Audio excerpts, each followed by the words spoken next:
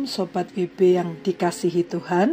Renungan Harian Wanita Bijak, edisi hari Sabtu tanggal 3 Mei tahun 2025 dengan tema Rencananya Mendatangkan Kebaikan. Firman Tuhan hari ini diambil dari Kitab Rut pasal 1 dan 4. Mari sebelum bersama-sama mendengar, membaca, dan merenungkan firman-Nya, mari kita berdoa. Tuhan, terima kasih kami terus ada di dalam kasih karunia Tuhan, sehingga kami boleh tetap hidup sampai hari ini.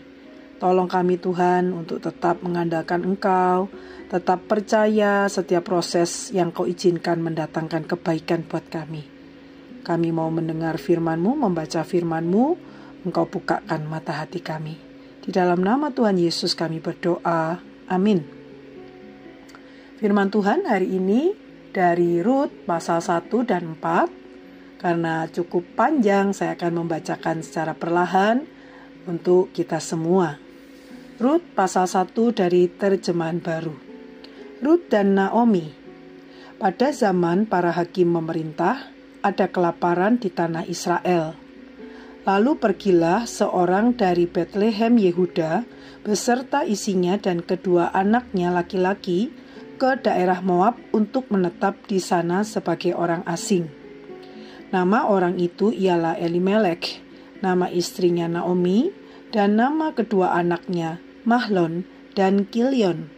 Semuanya orang-orang Efrata dari Betlehem Yehuda. Dan setelah sampai ke daerah Moab, diamlah mereka di sana. Kemudian matilah Elimelek, suami Naomi, sehingga perempuan itu tertinggal dengan kedua anaknya. Anaknya mengambil perempuan Moab, yang pertama bernama Orpa, yang kedua bernama Rut, dan mereka diam di situ kira-kira 10 tahun lamanya. Lalu matilah juga keduanya, yakni Mahlon dan Kilion. Sehingga perempuan itu kehilangan kedua anaknya dan suaminya. Kemudian berkemaslah ia dengan kedua menantunya dan ia pulang dari daerah Moab. Sebab di daerah Moab ia mendengar bahwa Tuhan telah memperhatikan umatnya dan memberikan makanan kepada mereka. Maka berangkatlah ia dari tempat tinggalnya itu bersama-sama dengan kedua menantunya. Ketika mereka sedang di jalan untuk pulang ke tanah Yehuda, berkatalah Naomi kepada kedua menantunya itu, "Pergilah, pulanglah masing-masing ke rumah ibunya. Tuhan kiranya menunjukkan kasih-Nya kepadamu, seperti yang kamu tunjukkan kepada orang-orang yang telah mati itu dan kepadaku. Kiranya atas karunia Tuhan, kamu mendapat tempat perlindungan, masing-masing di rumah suaminya." Lalu diciumnyalah mereka, tetapi mereka menangis dengan suara keras dan berkata kepadanya, "Tidak, kami ikut dengan engkau pulang kepada bangsamu." Tetapi Naomi berkata, "Pulanglah anak-anakku, mengapakah kamu turut dengan aku? Bukankah tidak akan ada lagi anak laki-laki yang kulahirkan untuk dijadikan suamimu nanti? Pulanglah anak-anakku, pergilah, sebab sudah terlalu tua aku untuk bersuami. Seandainya pikirku ada harapan bagiku, dan sekalipun malam ini aku bersuami, bahkan sekalipun aku masih melahirkan anak laki-laki, masakan kamu menanti mereka sampai mereka dewasa? Masakan karena itu kamu harus menahan diri dan tidak bersuami? Janganlah kiranya demikian, anak-anakku. Bukankah jauh lebih pahit yang aku alami daripada kamu? Sebab tangan Tuhan teracung terhadap aku." Menangis pula mereka dengan suara keras. Lalu Orpa mencium mertuanya itu dan minta diri, tetapi Rut tetap berpaut padanya.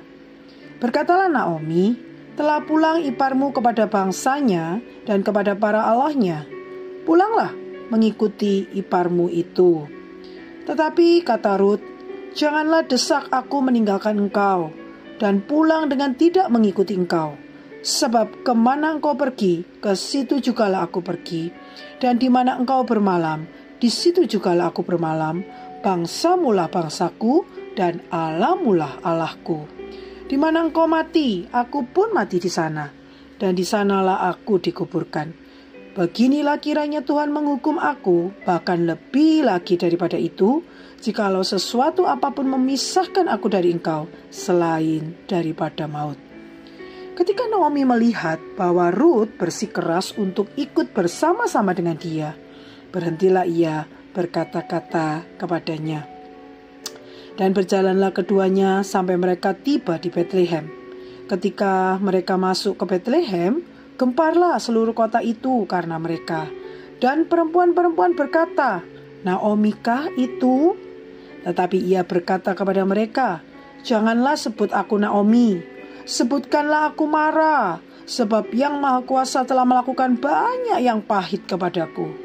Dengan tangan yang penuh aku pergi, tetapi dengan tangan yang kosong Tuhan memulangkan aku. Mengapakah kamu menyebutkan aku Naomi? Karena Tuhan telah naik saksi menentang aku, dan Yang Maha Kuasa telah mendatangkan malapetaka kepadaku. Demikianlah Naomi pulang bersama-sama dengan Ruth, perempuan Moab itu, menantunya, yang turut pulang dari daerah Moab. Dan sampailah mereka ke Betlehem pada permulaan musim menuai jelai. Ruth pasal 4, demikian firman Tuhan. Ruth menjadi istri Boas. Boas telah pergi ke pintu gerbang dan duduk di sana. Kemudian lewatlah penebus yang disebutkan Boas itu. Lalu berkatalah Boas, hai saudara, datanglah dahulu kemari. Duduklah di sini. Maka datanglah ia lalu duduk. Kemudian dipilihnyalah 10 orang dari para tua-tua kota itu dan berkata, duduklah kamu di sini, maka duduklah mereka. Lalu berkatalah ia kepada penebus itu, tanah milik kepunyakan saudara kita Elimelek hendak dijual oleh Naomi yang telah pulang dari daerah Moab. Jadi pikirku, baik juga hal itu kusampaikan kepadamu sebagai berikut. Belilah tanah itu di depan orang-orang yang duduk di sini dan di depan para tua-tua bangsa kita. Jika engkau mau menebusnya, tebuslah. Tetapi jika engkau tidak mau menebusnya, beritahukanlah kepadaku supaya aku tahu, sebab tidak ada orang yang dapat menebusnya kecuali engkau, dan sesudah engkau, aku. Lalu berkatalah ia, aku akan menebusnya. Tetapi kata Boas, pada waktu engkau membeli tanah itu dari tangan Naomi, engkau memperoleh Ruth juga perempuan Moab, istri orang yang telah mati itu, untuk menegakkan nama orang itu di atas milik pusakanya. Lalu berkatalah penebus itu, jika demikian aku ini tidak dapat menebusnya, sebab aku akan merusakkan milik pusakaku sendiri. Aku mengharap engkau menebus apa yang seharusnya aku tebus, sebab aku tidak dapat menebusnya. Beginilah kebiasaan dahulu di Israel dalam hal menebus dan menukar. Setiap kali orang hendak menguatkan sesuatu perkara, maka yang seorang menanggalkan kasutnya sebelah dan memberikannya kepada yang lain. Demikianlah caranya orang mensahkan perkara di Israel. Lalu penebus itu berkata kepada Boas, engkau saja yang membelinya, dan ditanggalkannya lah kasutnya. Kemudian berkatalah Boas kepada para tua-tua dan kepada semua orang di situ, kamulah pada hari ini menjadi saksi bahwa segala milik Elimelek dan segala milik Kilion dan Mahlon aku beli dari tangan Naomi. Juga Ruth, perempuan Moab itu, istri Mahlon, aku peroleh menjadi istriku untuk menegakkan nama orang yang telah mati itu di atas milik pusakanya. Demikianlah nama orang itu tidak akan lenyap dari antara saudara-saudaranya dan dari antara warga kota. Kamulah pada hari ini menjadi saksi. Dan seluruh orang banyak yang hadir di pintu gerbang dan para tua-tua itu berkata, kamilah menjadi saksi. Tuhan kiranya membuat perempuan yang akan masuk ke rumahmu itu sama seperti Rahel dan Lea, yang keduanya telah membangunkan umat Israel. Biarlah engkau menjadi makmur di Efrata, dan biarlah namamu termasyhur di Betlehem. Keturunanmu kiranya menjadi seperti keturunan Peres yang dilahirkan Tamar bagi Yehuda, oleh karena anak-anak yang akan diberikan Tuhan kepadamu dari perempuan muda ini." Lalu Boas mengambil Rut dan perempuan itu menjadi istrinya dan dihampirinya lah dia. Maka atas karunia Tuhan, perempuan itu mengandung lalu melahirkan seorang anak laki-laki.